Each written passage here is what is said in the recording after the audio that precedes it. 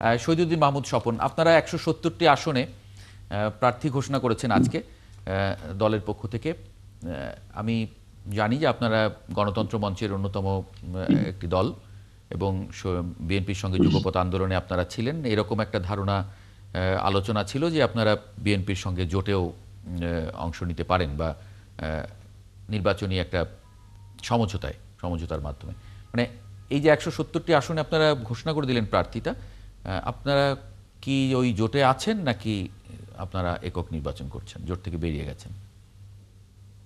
আমরা জোট বলতে আমরা তো জোটে আছি গণতন্ত্র মঞ্চের সাথে। বিএনপির সাথে আমরা যুগপৎ আন্দোলনে ছিলাম, এখনো যুগপৎ ধারায় আমরা আছি।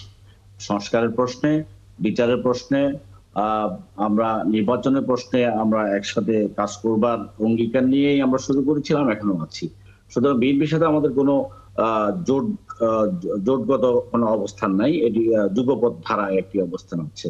আমরা দলের পক্ষ থেকে দলগতভাবে নির্বাচনে অংশগ্রহণ করার সিদ্ধান্ত নিয়েছি এবং সেই হিসেবে আমরা একটি ১৭০টি আসনে গতকাল আমরা প্রার্থী তালিকা, আমরা প্রাথমিক যেটি প্রার্থী তালিকা আমরা ঘোষণা করেছি, সেটি তফসিল ঘোষণার পরে সেগুলো যে প্রক্রিয়া অনুসরণ করতে হয় সেটি আমরা করব। এখানে গণতন্ত্র মঞ্চের পক্ষ থেকেও আমরা একসাথে ভোট করবার একটা আলোচনা আছে, সেটিও আমাদের সামনে আছে। একই সাথে বিএনপির সাথে আসলে একসাথে ভোট করার বিষয় নয়, বিএনপির সাথে সমঝোতার ভিত্তিতে নির্বাচন করবার একটা আলোচনা শুরু হয়েছিল। সেই আলোচনাটা গত ১.৫ মাস পর্যন্ত বা ১ মাসের অধিক সময় এটা থেমে আছে। এটা নানা কারণে থেমে আছে এবং সেটি গণতন্ত্র মঞ্চ বা আমাদের দল কারোর জন্য খুব স্বস্তিদায়ক নয়। এর ভিতরে তো এখন বেগম খালেদা জিয়া অসুস্থ, তারেক রহমান দেশে ফেরা নিয়ে যে অবস্থা তৈরি হয়েছে, সবকিছু মিলিয়ে এক ধরনের অস্বস্তিকর অবস্থা আছে। সুতরাং সেই আলোচনাটা এখন খুব সামনে এই মুহূর্তে খুব ঘনিষ্ঠভাবে আছে, আমরা সেটা দেখছি না। হ্যাঁ, মানে সেই আলোচনাটা করার পরিবেশটাও নেই। আপনি যেমন বলছিলেন যে দলের প্রধান যখন এই মুহূর্তে সেই পরিবেশটাও নেই বলে মনে হচ্ছে। এবং তবে আলোচনাটা থেমে যায়নি, আলোচনাটা বিএনপির পক্ষ থেকে আমাদের সাথে যোগাযোগ আছে, কথা বলা হচ্ছে, গণতন্ত্র মঞ্চের পক্ষ থেকে হয়তো এই আলোচনাটা হবে। সেটি কিন্তু আসন সমঝোতার বিষয়টি, হয়তো তাদের সাথে আমাদের কিছু আসনের সমঝোতা হতে পারে, বাট বিএনপি যেরকম সারা দেশে তার ৩০০ আসনে নির্বাচন করবে, কিছু আসনে হয়তো জোট সঙ্গীদের সাথে সমঝোতা করবে। আমরা আমাদের দলের পক্ষ থেকে সেই সমঝোতার জায়গায় থাকবো। একই সাথে আমাদের দলীয় প্রতীকে আমাদের যে প্রার্থীতা আছে, আমরা এই আমাদের নির্বাচনী ইস্তেহার নিয়ে আমরা নির্বাচন করবো। এই যে ১৭০টা আসনে আপনারা প্রার্থিতা দিলেন, বাকি যে ১৩০টা আসন বাদ থাকলো, সেটাতেও আপনারা যারা শরিক আছেন, গণতন্ত্র মঞ্চের যে শরিক দলগুলো আছে, সেই দলগুলোর সঙ্গে মানে অবস্থানটা কীরকম, সেটা আমি একটা বিরতির পরে আপনার কাছে একটু প্রশ্ন রাখবো। একটু বিরতি পরে, আর আমি একটা বিরতিতে যাব। অ্যাডভোকেট জয়নুল আবেদিন, আপনি একটু আগে একটু বিদায় নিতে চেয়েছেন, আপনার একটা জরুরি প্রয়োজন আছে। আপনাকে অনেক ধন্যবাদ। আমিরুল ইসলাম কাগজি, আমরা যে আলোচনাটা করছিলাম সেখানে নানান ধরনের ইকুয়েশন, সামনে নির্বাচন, একই সঙ্গে ইসলামী আন্দোলন বাংলাদেশ তারা সহ জামায়াত ইসলামের নেতৃত্বে যে একটা যুগপৎ আন্দোলন করছে, তাদের কিছু দাবি দেওয়া আছে, সব কিছু মিলিয়ে রাজনীতিটা আসলে কি দেখছেন? বিএনপির এই বেগম খালেদা জিয়া হঠাৎ করে অসুস্থ হয়ে পড়া, তারেক জিয়ার ফিরে আসা না আসা, সব কিছু মিলিয়ে একটা স্থবির অবস্থা, রাজনীতির একটা থমকে যাওয়ার মতো বলতে এখন যেটা বোঝা যাচ্ছে সেটা হলো বিএনপির রাজনীতি এখন মূলত সবকিছু ম্যাডাম কেন্দ্রিক হয়ে গেছে। কারণ একজন দলের নেত্রী শুধু না, এই দলটাকে এই পর্যন্ত নিয়ে আসা যার অবদানটা সবচেয়ে বেশি এবং সবচেয়ে নিপীড়ন নির্যাতনের শিকার হচ্ছেন তিনি। কেননা আপনি দেখেন, এমনি তো এরশাদ বিরোধী আন্দোলনের সময় তিনি একটা নিপীড়ন নির্যাতনের শিকার হয়েছেন। ২০০৮ সালের পর থেকে বেগম খালেদা জিয়ার উপরে যে নির্যাতনটা হয়েছে, এটা কোনো স্বাভাবিক পরিবারের উপরে কিন্তু হয়নি কোথাও। এবং তারেক রহমানের উপরে যে নির্যাতন করেছে 111-এর গভর্নমেন্ট, মানে তিনি তো আর হেঁটে কিন্তু এয়ারপোর্টে যেতে পারেন নাই। তারপরে তার ছোট ভাই, একমাত্র ছোট ভাই যেটা, তাকেও কিন্তু বিনা চিকিৎসায় যে মারা গেছে, এটাও ধরে নেন এক ধরনের কিলিং, কিন্তু তাকে ঠিকমতো চিকিৎসাটা করতে দেওয়া হয়নি। তারপর ম্যাডামকেও ঠিকমতো চিকিৎসা তো দেওয়াই হয়নি, বারবার যে সমস্ত কথা বলেছেন, এবং যে জায়গায় তাকে রাখা হয়েছিল যে কারাগারে, একেবারে স্যাঁতসেঁতে জায়গা, এবং সেখানে বলাই হয়ে থাকে যে পরবর্তীতে আমরা কয়েকটা রিপোর্টও দেখেছি যেটা স্লো পয়জনিং করা, যেটা তার ধীরে ধীরে পুরা শরীরেই তার এই অবস্থা আসছে।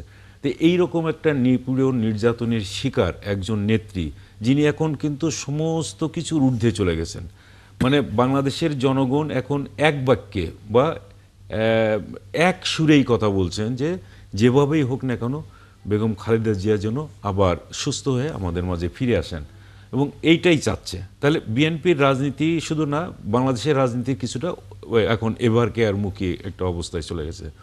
আজকে 8 দলের যে জনসভা আপনি বললেন খুলনায় হয়েছে, সেখানে তাদের একটা সমাবেশ হয়েছে, তারা সেখানে বেশ কিছু দাবির কথা বলেছেন, যেটা আগেও তারা বলছেন যে একই দিনে তারা ওই গণভোট এবং জাতীয় ভোট চান না এবং আলাদা করে দিতে। তারা কিন্তু এখনো পর্যন্ত বলছেন না যে বর্তমান যে সিচুয়েশন, এইটা আলাদাভাবে এই দুইটা নির্বাচন করা সম্ভব কিনা।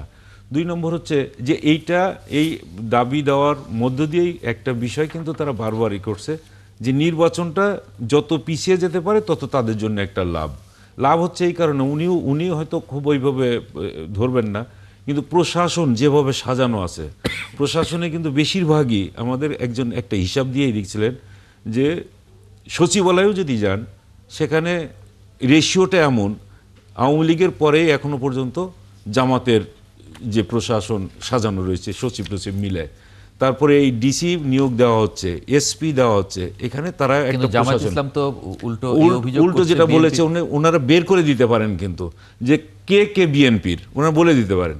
আর ওনাদের ওখানে বারবার বলে দেওয়া হচ্ছে যে শিবিরের কে কোন বিশ্ববিদ্যালয়ের শিবিরের সভাপতি ছিল, কোন জায়গায় ছিল, এর সব ধরেই কিন্তু বলে দেওয়া হয়েছে।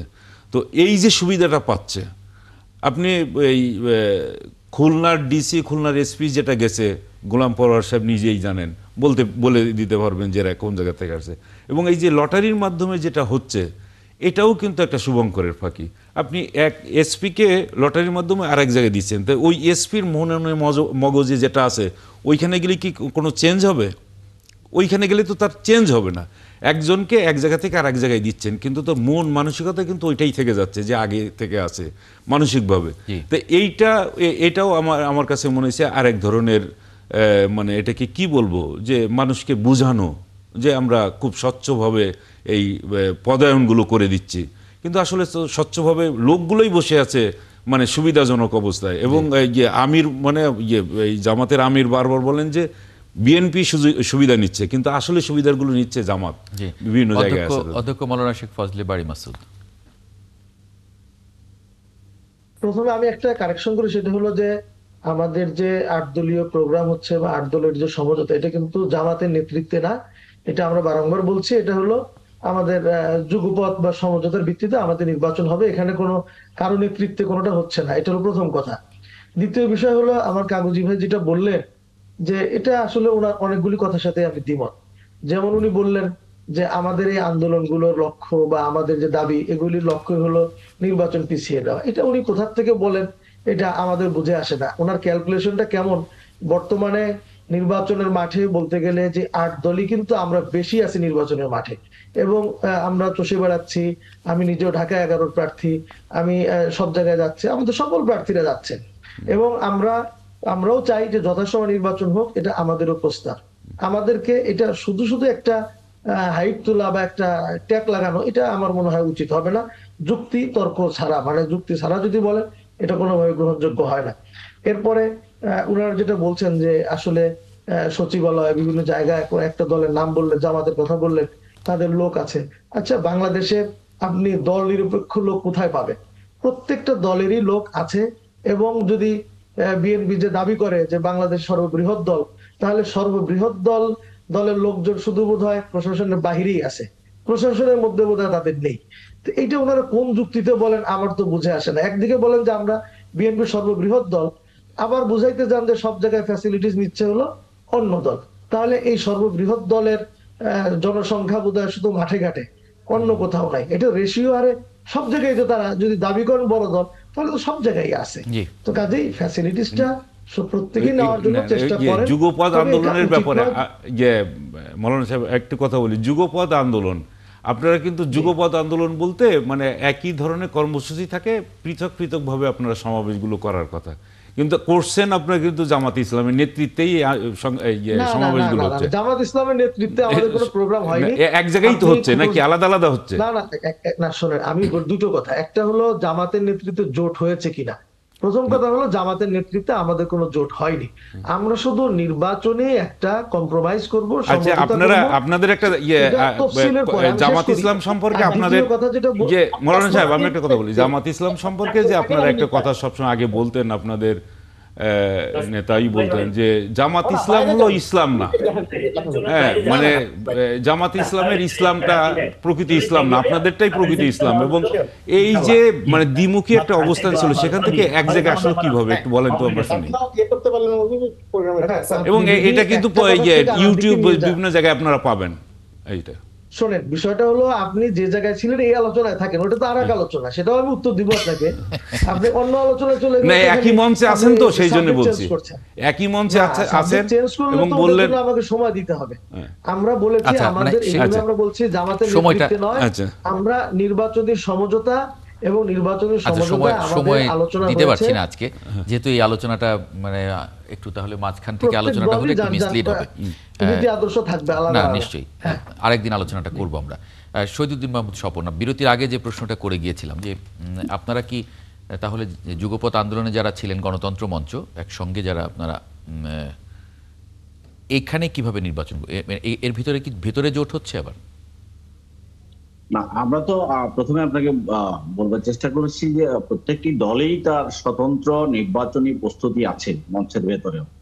এখন এর পরে হচ্ছে যে গণতন্ত্র মঞ্চ, যেহেতু আমরা একটা জোট, সেই মঞ্চের দিক থেকে যদি আমরা একসাথে নির্বাচন করি, আমাদের একটা চিন্তা আছে, কথা আছে, প্রস্তুতিও আছে। সেই জন্য প্রাথমিক কিছু প্রস্তুতিও হয়েছে। সেটি হলে আমরা যে প্রার্থীরা ঘোষণা করেছি, আমরা সেই ক্ষেত্রে মঞ্চে ভেতরে যদি সমঝোতা জায়গা তৈরি হয়, সেখানে আমাদের প্রার্থী প্রত্যাহার করব এবং মঞ্চের একক প্রার্থী সেখানে থাকবে। আর এটি খুব আমাদের ভেতরে, মঞ্চের ভিতরে অন্যান্য দলগুলো একক দলগত প্রার্থী ঘোষণা করেছে। সুতরাং এটি সমঝোতা হওয়ার তো জায়গা আছেই, এই সমঝোতা তো হবেই। আমাদের মঞ্চগতভাবে একক প্রার্থী আমরা একটি আসনে রাখবো। আর বিএনপির পক্ষ থেকে যেটা আমি আগে বলছি, এখনো বলছি, যেমন আমরা আমাদের দলের পক্ষ থেকে আমরা ম্যাডাম খালেদা জিয়া এবং তারেক রহমান আসনে আমরা প্রার্থীতা দেইনি। এর মধ্য দিয়ে আমরা এই বার্তা দিতে চাচ্ছি বা দিচ্ছি, সেটি হচ্ছে সমঝোতার বিষয়টি যেটি আলোচনায় আছে, যুগপৎ ধারায় শরিকদের সাথে বিএনপি যে সমঝোতার আলাপ আছে, সেটি আমরা ধারণ করি, সেই ব্যাপারে প্রার্থীতা আমরা 2018 সালে আপনারা মানে যে বিএনপির সঙ্গে যে জোট ছিল, সেই জোটে আপনারা 4টি আসন পেয়েছিলেন, আমি যতদূর আমার মনে পড়ে। এবার আপনারা মানে কি বেশি আশা করছেন নাকি তার থেকে? না, 2018 সালের নির্বাচনে আমি নিজেও জোটের প্রার্থী ছিলাম, ঢাকা 18 উত্তর আসন থেকে নির্বাচন করেছিলাম ঐক্য ফ্রন্টের পক্ষ থেকে। না, এখন তো পরিস্থিতি আসলে কিছুটা ভিন্ন। হ্যাঁ, আমরা তখন তো একটা ফ্রন্ট ছিল, সেটা ঐক্য ফ্রন্ট ছিল, বিএনপি, নাগরিক, জেএসডি সহ কৃষক শ্রমিক জনতা লীগ, সবটা মিলিয়ে একটা ফ্রন্ট ছিল। এবার কিন্তু বিএনপির সাথে কোনো ফ্রন্ট বা জোট কিছুই হয়নি আমাদের। আচ্ছা, আমরা আগেও বলছি, এখনো বলছি যে আমরা যুগপৎ ধারায় আন্দোলনে ছিলাম এবং 31 দফা। আপনি কিন্তু বলছিলেন যে আলোচনা কিন্তু চলছে, মানে ভিতরে ভিতরে আপনারা কথাবার্তা বলছেন, সেটা জোট-ভিত্তিক নির্বাচনের আলোচনা নয়, যেগুলো আসন সমঝোতা হতে পারে। আচ্ছা, আসন সমঝোতা। আমি যেমন বললাম যে আমরা এই আসনগুলোতে আমরা প্রার্থীতা ঘোষণা করিনি, অথবা আরো অনেক জায়গায় আমরা প্রার্থীতা সমঝোতা করতে পারবো যদি সেই সমঝোতার জায়গাটা তৈরি হয়। সেই আলোচনাটা এইভাবেই শুরু হয়েছে, আসন সমঝোতার আলোচনা। সেই আলোচনাটা থেমে গেছে, আবার হতে পারে, নাও হতে পারে।